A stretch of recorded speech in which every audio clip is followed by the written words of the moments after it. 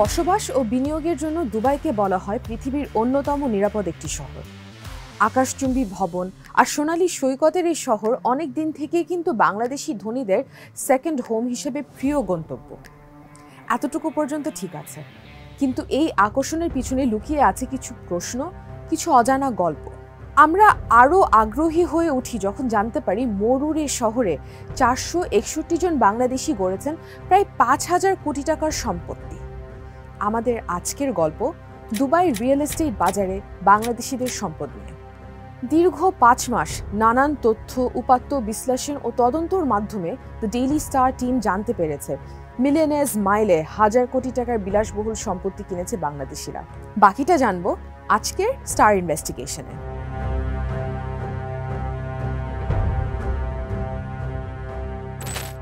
অভিজাত মিলিয়নিয়ার্স মাইলে বিলাসবহুল ফ্ল্যাট বাড়ি কেনা থেকে শুরু করে মরুভূমির নিরিবিলি ভিলাগুলিতে বসবাসের সুযোগ রয়েছে দুবাইতে। কিন্তু অভিযোগ রয়েছে যে এই শহরের এই ক্রমবর্ধমান রিয়েল এস্টেট বাজারটি বাংলাদেশিদের জন্য সম্পদ লুকানোর একটা নিরাপদ আশ্রয়স্থল। এর প্রধান কারণ দুবাইয়ে নগদ অর্থে যে কোনো মূল্য প্রদান করার সুবিধা রয়েছে এবং এমনকি শীর্ষস্থানীয় ডেভেলপাররাও এটি সহজেই গ্রহণ করেন। এছাড়া $5,44,000 বা বর্তমান বিনিময় হার অনুযায়ী প্রায় 6,60,00,000 টাকার বেশি অর্থ দেশটির সম্পত্তিতে বিনিয়োগ করলে পাওয়া যায় গোল্ডেন ভিসা। বাংলাদেশের আইনশৃঙ্খলা রক্ষাকারী বাহিনীগুলো কিন্তু বারবারই দুবাইকে হুন্ডির হটস্পট হিসেবে চিহ্নিত করেছেন, কারণ ওখানে বিপুল সংখ্যক বাংলাদেশি প্রবাসী শ্রমিক এবং বাংলাদেশি ডায়াসপোরা, এবং হুন্ডি কিন্তু টাকা পাচারের অন্যতম পন্থা।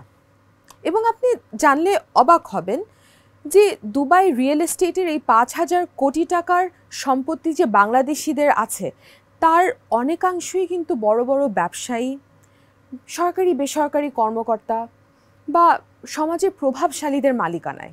দুবাই প্রপার্টি মার্কেটে বাংলাদেশি মালিকদের সংখ্যা 461 এবং তাদের আছে 929টি প্রপার্টি। এসব সম্পত্তির মধ্যে 259টি প্রপার্টি রাজনীতিবিদ, বড় ব্যবসায়ী, ব্যাংকার এদের নামে নিবন্ধিত। দ্য ডেইলি স্টার 2024 সালের অগস্টে সেন্টার ফর অ্যাডভান্সড ডিফেন্স স্টাডিজের ডেটাবেস থেকে এসব তথ্য পায়। এসব তথ্য বিশ্লেষণ করে 929টি সম্পত্তির মধ্যে 271টির মূল্য বিশ্লেষণ করতে পেরেছি আমরা, এবং আমরা বের করেছি যে এর বাজার মূল্য হচ্ছে $40 কোটি অথবা প্রায় 5,000 কোটি টাকা। তবে দ্য ডেইলি স্টার কিন্তু এমন কোনো প্রমাণ পায়নি যেটা থেকে নিশ্চিত হওয়া যেতে পারে যে এই সম্পত্তিগুলো বাংলাদেশ থেকে দুর্নীতির মাধ্যমে অর্জিত টাকায় কেনা হয়েছে অথবা টাকা পাচার করে ওখানে যে সম্পত্তি ক্রয় করা হয়েছে। আমরা শুধু সম্পত্তির বিবরণগুলো দিচ্ছি। এই 461 জনের তালিকা থেকে দ্য ডেইলি স্টার 19 জনের নাম প্রকাশ করছে, কারণ তাদের সবার বিরুদ্ধে কোনো না কোনো দুর্নীতির অভিযোগ আছে অথবা অতীতে ছিল। তারা কেউ কেউ ব্যাংক লোন ডিফল্টার, তাদের বিরুদ্ধে মামলা চলছে, তদন্ত চলছে। বাকিদের নাম দ্য ডেইলি স্টার এই মুহূর্তে প্রকাশ করছে না, কারণ তাদের বিরুদ্ধে কোনো অভিযোগ পাওয়া যায়নি, যদিও তাদের প্রপার্টি আছে দুবাইতে। এখন মূল গল্পে আসি। আমাদের তালিকায় কারা কারা আছেন এবং তারা কি পরিমাণ সম্পত্তির মালিক দুবাইতে।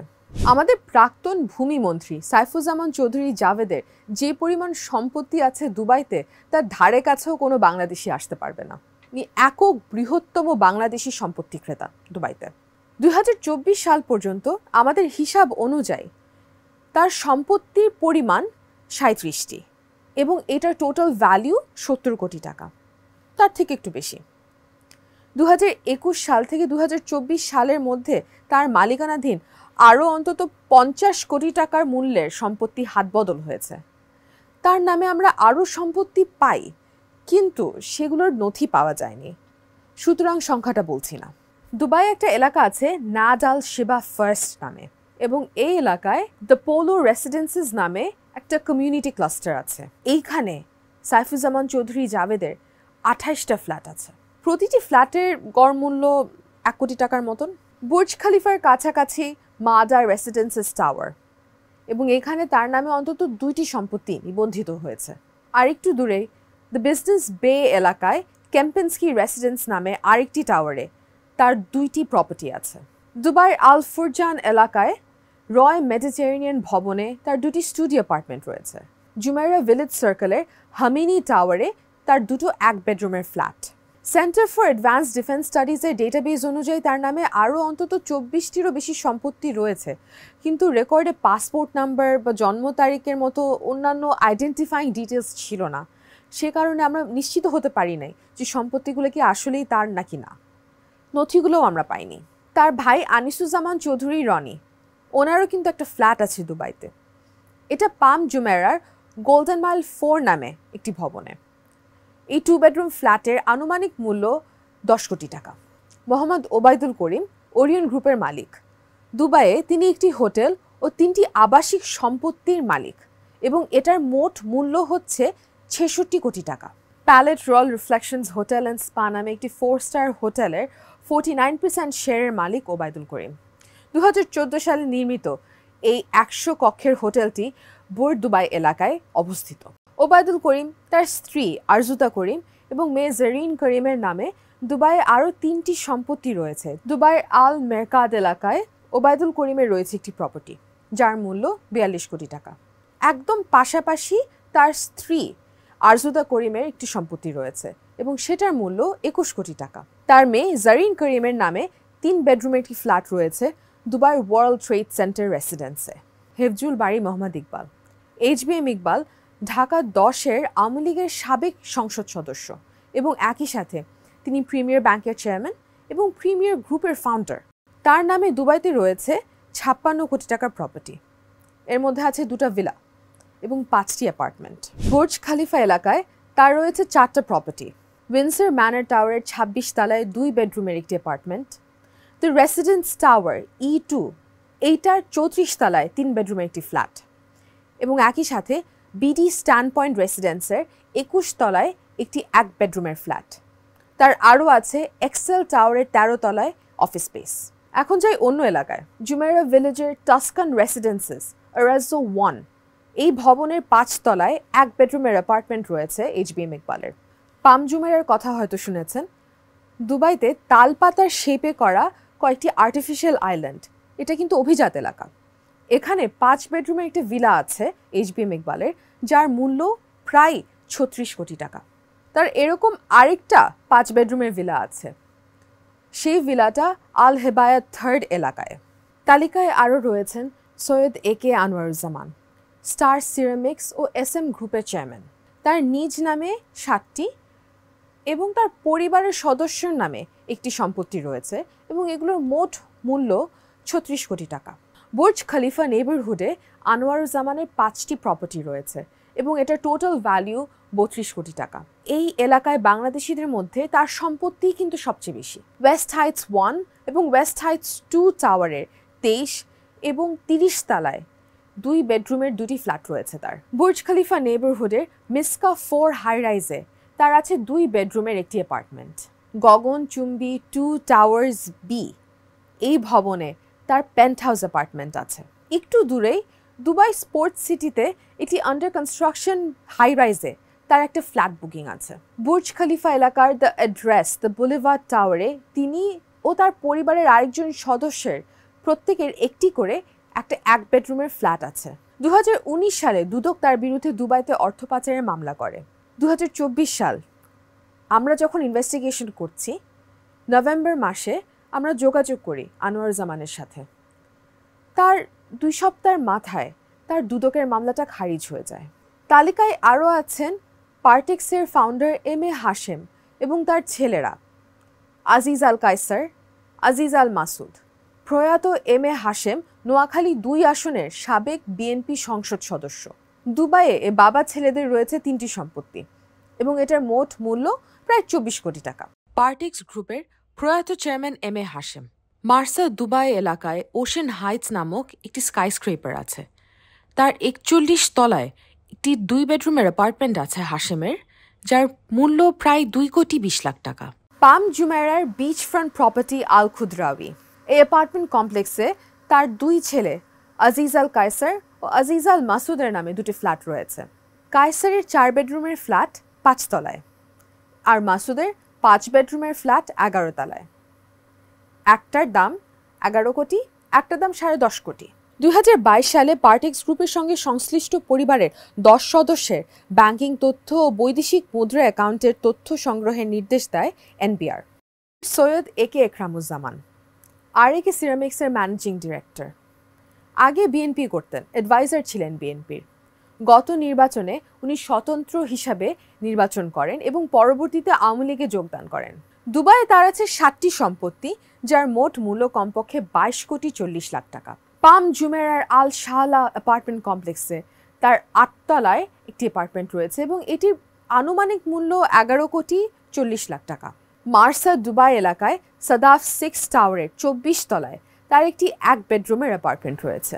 দুবাই ইন্টারন্যাশনাল সিটিতে দ্য লেডি রটন ম্যানর নামের একটি বিল্ডিংয়ে 2টি 1 বেডরুমের ফ্ল্যাট রয়েছে একরামুজ্জামানের পরিবারের এক সদস্যের নামে।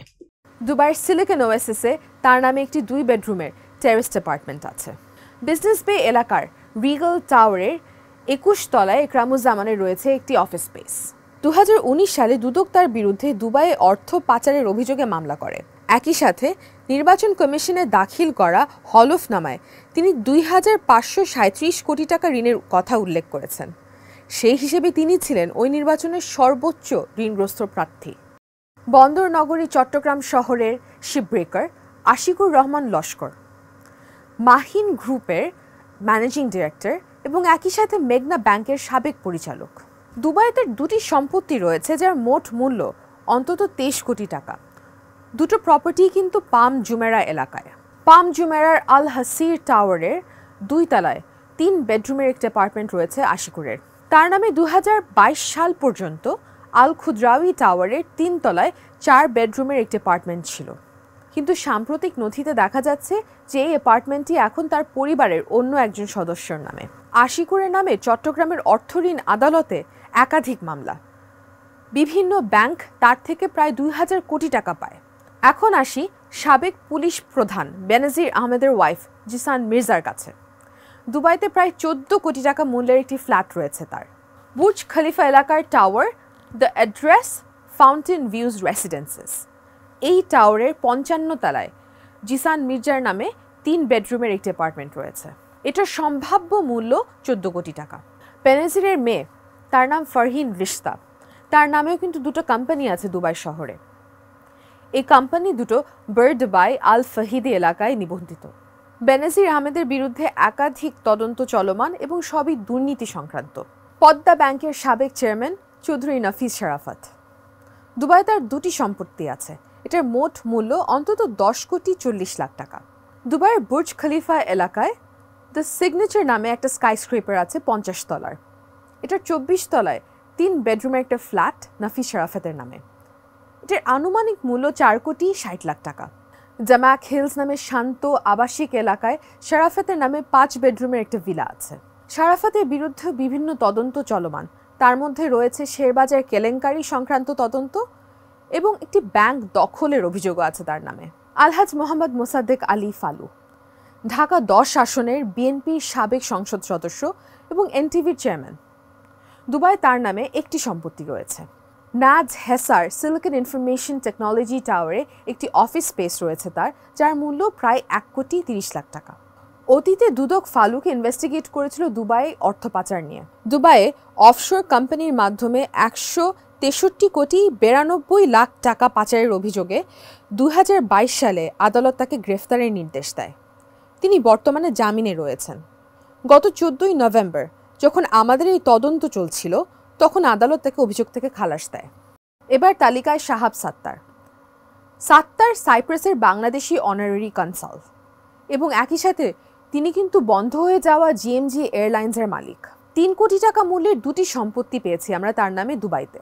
মার্সা দুবাই এলাকায় স্কাইস্ক্রেপার পিয়ার 8, এই স্কাইস্ক্রেপারের 25 তলায় 1 বেডরুমের একটি ফ্ল্যাট রয়েছে তার নামে। একই সাথে গোল্ডক্রেস্ট ভিউজ কন্ডোমিনিয়াম কমপ্লেক্সে তার নামে একটি দোকান রয়েছে। গত অক্টোবর পর্যন্ত জিএমজি এয়ারলাইন্সের কাছ থেকে বেসামরিক বিমান চলাচল কর্তৃপক্ষের পাওনা প্রায় 400 কোটি টাকা।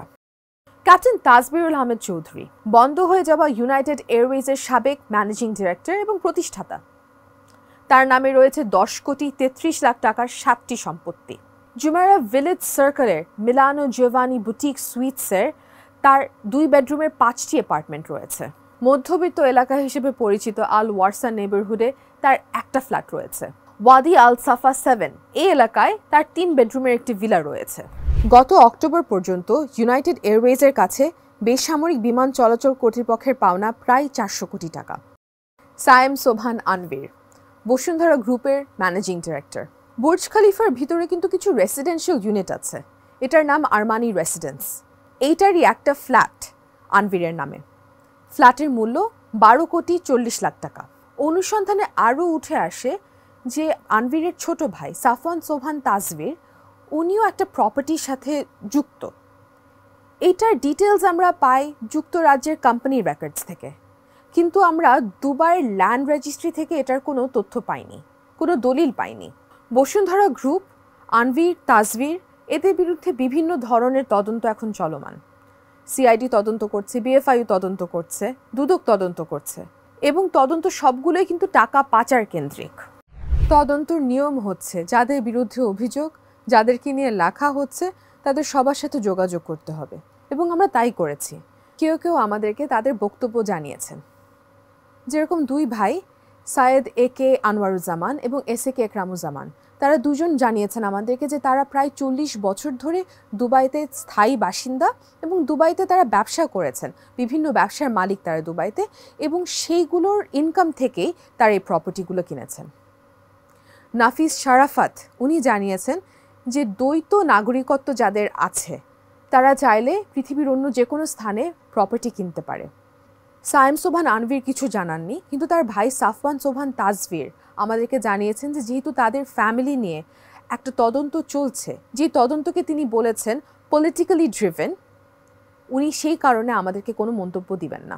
ওরিয়েন্ট গ্রুপের মালিক ওবায়দুল করিম বলেন যে একটা প্রপার্টিও তার না, এবং হি completely deny that he ওনস any properties in Dubai. এতক্ষণ আমরা যে প্রপার্টিগুলো নিয়ে কথা বলছিলাম, এই প্রপার্টিগুলো কি বৈধভাবে ক্রয় করা হয়েছে নাকি টাকা পাচার করে ক্রয় করা হয়েছে? এই ধাঁধা এখন সমাধান করতে হবে কর্তৃপক্ষকে।